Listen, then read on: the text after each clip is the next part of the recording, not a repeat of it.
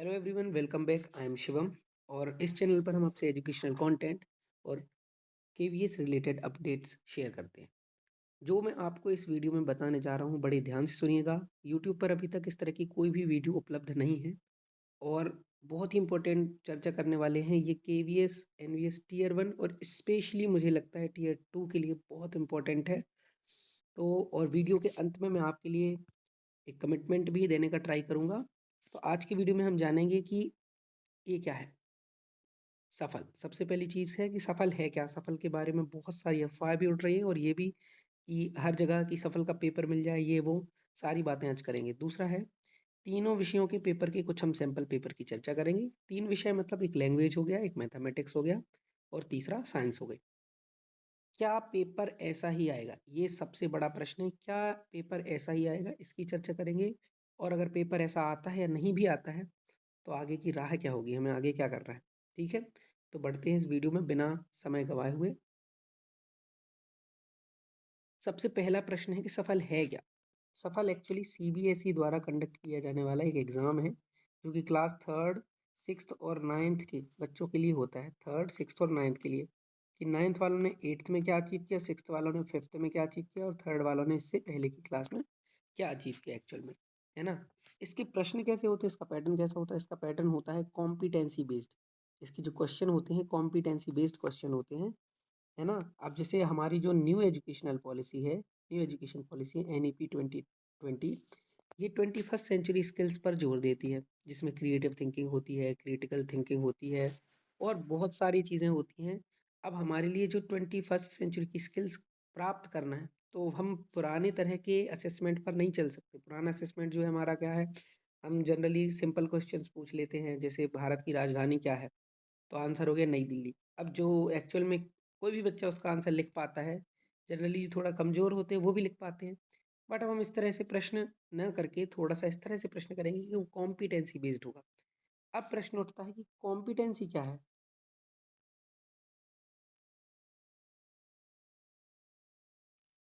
Competency क्या है, तो पहला प्रश्न है कॉम्पिटेंसी क्या है। कॉम्पिटेंसी एक्चुअल में हम हमारी एक एबिलिटी है, हमारी एक कैपेबिलिटी है, जिसका हम यूज़ करते हैं नए कॉन्टेक्स्ट में, है ना।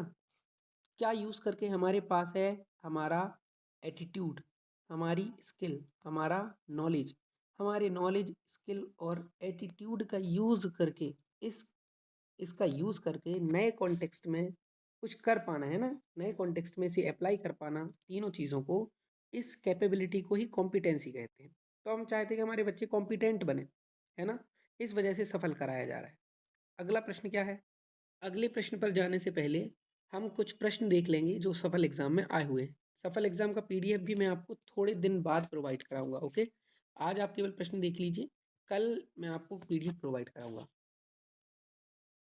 जैसे कि ये साइंस का एक क्वेश्चन है। The image shows a toy viewed through a two different sheets X and Y. X और वाई से दो डिफरेंट शीट से एक टॉय देखा गया है ना।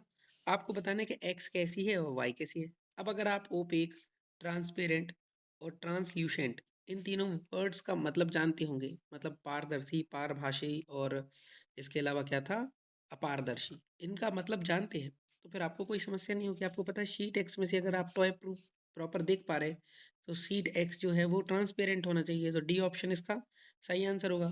ये थोड़ा सा स्कैन करते समय थोड़ा सा आपको अलग लग रहा होगा, बट इसमें हम हर पार देख पा रहे हैं ना। प्रॉपर नहीं देख पा रहे बट देख पा रहे हैं। जैसे आपने किसी पेपर में ऑयल लगा दिया होगा तो थोड़ा थोड़ा आप आर पार देख पाते हो, कंप्लीटली नहीं, तो है ना, वो ट्रांसल्यूशेंट बन जाता है। एक और क्वेश्चन देखते हैं। ये मैथ्स का क्वेश्चन है। Which of the following shapes is a regular polyhedron. अब आपके लिए पता होना चाहिए रेगुलर पॉलीहेड्रॉन क्या होता है। सबसे पहले पता होना चाहिए पॉलीहेड्रॉन क्या होता है। तो regular polygon, 3D regular polygon actually होते हैं, वो रेगुलर पॉलीहेड्रॉन कहलाते हैं ना। और रेगुलर क्या कहलाते हैं, ऐसे शेप जो इक्वी एंगुलर भी हो और इक्वी लेटरल भी हो। इक्वी एंगुलर का मतलब है सारे एंगल इक्वल और इक्वी लेटरल का मतलब है सारी साइड्स इक्वल। तो मतलब ऐसे 3D शेप्स जिनकी सारी साइड्स आपस में इक्वल हों, है ना, तो वो क्या कहलाते हैं, regular polyhedron 3D shape. Total पूरी दुनिया में ऐसे 5 ही रेगुलर पॉलीहेड्रॉन है। एक तो 4 साइड वाला होता है, एक 6 साइड वाला, एक 8 साइड वाला, एक 12 साइड वाला और एक 20 साइड वाला। 4, 6, 8, 12 और 20। 4 साइड वाले को बोलते हैं टेट्राहेड्रॉन, है ना, कुछ वो दिखता है ना, इस तरह से दिखता है। तो ऐसे 4 साइड होती हैं, चारों ट्रायंगल ट्रायंगल होती हैं, है ना, टेट्राहेड्रॉन। फिर 6 वाला कहलाता है क्यूब। एक आपने ट्रायंगल वाला रूबिक्स क्यूब देखा होगा, वो टेट्राहेड्रॉन है ना।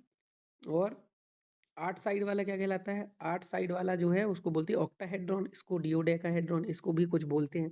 टोटल 5 ही शेप है और कुछ है ही नहीं। तो अब यहाँ देखें ध्यान से, तो आपके लिए एक ही ऑप्शन है क्यूब, ऑप्शन बी, यही रेगुलर पॉलीहेड्रॉन है। अगर आपको पॉलीहेड्रॉन का कॉन्सेप्ट पता होगा तो आप इस प्रश्न को कर पाएंगे। बहुत मुश्किल प्रश्न नहीं, अगर ध्यान से देखोगे, थोड़े से और प्रश्न देखोगे तो इतने मुश्किल प्रश्न नहीं है, है ना। जैसे यहाँ आपसे पूछा गया है कि इस शेप में कितने वर्टिसेस हैं, कितने फिगर्स हैं, बिल्कुल ईजी है, काउंट करने में भी आ रहे हैं कि 10 वर्टिसेस हैं और फेसेस जो हैं वो 7 हैं, है ना। और ये जोसेफ वाला question, Joseph 0.6 of a kilometre चला, 0.6 ऑफ अ किलोमीटर मतलब 600 अपॉन 1000 किलोमीटर, है ना। तो अगर हम कहें तो ये 6/10 किलोमीटर हुआ। 6/10 किलोमीटर को हम 60% भी बोल सकते हैं। तो ये अगर आपको ये सिंपल सिंपल सी चीज़ें हैं, लेकिन थोड़ा सा बेसिक कंसेप्ट आपके क्लियर होना चाहिए। अगर इस पैटर्न पर प्रश्न पेपर आने वाला है, इन पैटर्न पर, तो ईजी हो जाएगा उनके लिए भी जिनको मैथ थोड़ी कम आती है, लेकिन कॉन्सेप्ट्स क्लियर है ना। बहुत अगर कॉम्पिटिटिव एग्जाम वाली मैथ्स नहीं आती है तो वो अच्छी बात हो जाएगी एक्चुअल में, है ना, आपके लिए थोड़ा ईजी हो जाएगा। एक प्रश्न इंग्लिश का देख लेते हैं। इंग्लिश में सारे क्वेश्चन कॉम्प्रीहेंशन बेस्ड आए हैं, सारे के सारे पैसेजेस ही आए थे। एक पैसेज है लाइब्रेरी पर बेस्ड था, उसका एक क्वेश्चन देखते हैं हम। और हर पैसेज में एक इस तरह का प्रश्न देखने को जरूर मिला है। Which statement is an opinion rather than a fact? इनमें से कौन सा स्टेटमेंट एक ओपिनियन है फैक्ट होने की बजाय पे? अब आपको पता होना चाहिए कि ओपिनियन क्या होती है और फैक्ट क्या होता है। फैक्ट होता है सब्जेक्टिव, जो आपके या मेरे कहने से चेंज नहीं होता, सॉरी, ऑब्जेक्टिव, है ना, सब्जेक्टिव नहीं ऑब्जेक्टिव। फैक्ट जो होता है वो होता है ऑब्जेक्टिव, जो हमारे आपके कहने से चेंज नहीं हो रहा। और ओपिनियन होती है सब्जेक्टिव। सब्जेक्टिव मतलब हमारी आपकी ओपिनियन चेंज हो सकती है ना। सब्जेक्ट में जो निहित हो वो सब्जेक्टिव कहलाता है, और जो ऑब्जेक्ट वस्तु में निहित हो वो ऑब्जेक्टिव कहलाता है। जैसे कोई चीज़ मोबाइल है तो वो मोबाइल ही रहेगी सबके लिए, मतलब उसका मोबाइल होना ऑब्जेक्ट उस वस्तु में ही निहित है, हमारे कहने से निहित नहीं है। ऐसे ही अगर आपसे कहा जाए कि अगला वर्ल्ड कप कौन जीतेगा, तो आप किसी, कोई कह सकता है इंडिया जीतेगी, कोई कह सकता है ऑस्ट्रेलिया जीतेगी, तो ये ओपिनियन हो गई क्योंकि ये सब्जेक्टिव है। तो आपके सामने ऑप्शंस हैं। Reading day is celebrated each year, reading day हर साल सेलिब्रेट किया जाता है, बिल्कुल ये तो फैक्ट हुआ है। ओपिनियन क्या दिख रही है इसमें? ऑप्शन सी ओपिनियन दिख रही है। ओल्ड बुक्स स्मेल कंफर्टिंग, जो ओल्ड बुक्स होती हैं उनको क्या है, कंफर्टिंग स्मेल होती है उनकी। तो भाई ये तो सबकी, ये तो ओपिनियन है, जरूरी थोड़ी है कि सबके लिए वो कंफर्टिंग ही हो, है ना। Library is a quite place, generally ये तो फैक्ट ही है, लाइब्रेरी क्वाइट प्लेस होता है, ये भी फैक्ट है ना। तो इस तरह के प्रश्न देखने को मिलेंगे आपको, थोड़े थोड़े से कॉन्सेप्ट आपके क्लियर होना जरूरी है, तभी आप इन प्रश्नों को कर पाएंगे। अब प्रश्न उठता है, क्या पेपर ऐसा आएगा? मेरा आंसर है हाँ, ऐसा पेपर बिल्कुल आ सकता है।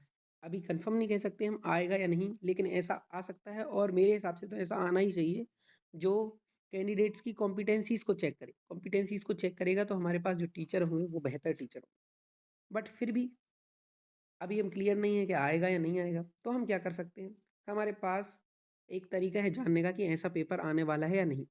देखिए अभी कुछ दिन बाद EMRS का पेपर होने वाला है। EMRS का जो टीयर 1 का सिलेबस है वो लगभग KVS NVS के सिलेबस से मिलता जुलता है। तो हम जब EMRS के टीयर 1 पेपर का एनालिसिस करेंगे, वो देखेंगे कि वो कैसा आया, कहाँ से आया, उसका करंट अफेयर्स कैसा आया है, उस हिसाब से हम अपनी तैयारी को मॉडिफाई करेंगे। अगर वो सफल बेस्ड होगा तो हमें अपनी तैयारी को भी चेंज करना पड़ेगा। अगर वो सफल बेस्ड नहीं होगा तो फिर आप जैसे तैयारी कर रहे हैं वैसा चलने दीजिए, ज़्यादा पैनिक होने की आवश्यकता भी हमारे लिए नहीं है, ठीक है। बिल्कुल भी पैनिक होने की आवश्यकता नहीं है। जहाँ भी हेल्प लगेगी वहाँ मैं आपकी पूरी कोशिश करूँगा मदद करने की। अब आगे की राह क्या है? आगे की राह क्या है? आगे की राह क्या है कि सबसे पहले तो आप EMRS पेपर का वेट कर लीजिए, और जब तक के लिए आप जो कुछ कर रहे हैं वो करते रहिए, और ज़्यादा सोचने की ज़रूरत नहीं है। अगर EMRS का पेपर सफल पैटर्न पर बेस्ड हुआ, क्यों हो सकता है EMRS का पेपर? क्योंकि वो भी CBSE बनाता है ना, और CBSE की सीटेट सेल वो भी देख रही है। तो जब दोनों पेपर, जो पेपर मेकर है ना, वो दो एग्जाम को देख रहा है, तो पैटर्न भी दोनों में एक जैसा रहेगा जब सिलेबस एक जैसा दिया है तो, है ना। लेकिन हम देखेंगे अगर सफल बेस्ड आया टीयर 1, ठीक है, टीयर 2 के तो मुझे चांसेस लग रहे हैं सफल बेस्ड आने के, क्योंकि वो उसमें कुछ डिस्क्रिप्टिव चीज़ें भी हैं, तो हो सकता है उसके एमसीक्यूज भी उसी प्रकार के आएंगे, है ना। लेकिन टीयर 1 का अभी कंफर्म नहीं कह सकते, तो हम वेट कर लेते हैं। और क्या होगा कि अगर सफल बेस्ड आ गया तो मैं क्या करूँगा आपके लिए, मैं आपके लिए कॉम्पिटेंसी बेस्ड कंटेंट बनाने का ट्राई करूँगा, कॉम्पिटेंसी बेस्ड क्वेश्चंस बनाऊंगा आपके लिए। क्यों? क्योंकि हम ट्रेंड हैं इस चीज़ के लिए, हमें ट्रेनिंग मिल चुकी है इस तरह के क्वेश्चंस को बनाने की, इस तरह के क्वेश्चंस को समझने की, है ना। और एक्चुअल में इस तरह के पहले भी आपको पता है पेडागोजी आती थी, तो लोग पढ़ के आए हैं इस तरह की चीज़ों को, है ना। स्पेशली अगर देखा जाए तो मैं ज़रूर इनको पढ़ के आया हूँ, मुझे समझ है। तो हम देखेंगे, हम आपकी हेल्प करेंगे बिल्कुल, अगर इस तरह का कंटेंट आता है। तो आज की वीडियो में बस इतना ही। और वीडियो अंत करने से पहले आप मुझ मेरे टेलीग्राम चैनल से जुड़ जाइए, वहाँ आपको रेगुलर अपडेट्स मिलती रहेंगी, और जो भी कंटेंट है वो भी मिलता रहेगा। इसके अलावा फ्री मॉक टेस्ट देना चाहते हैं तो डिस्क्रिप्शन में लिंक है। बाकी ऐसी कोई समस्या नहीं है, ठीक है, धन्यवाद।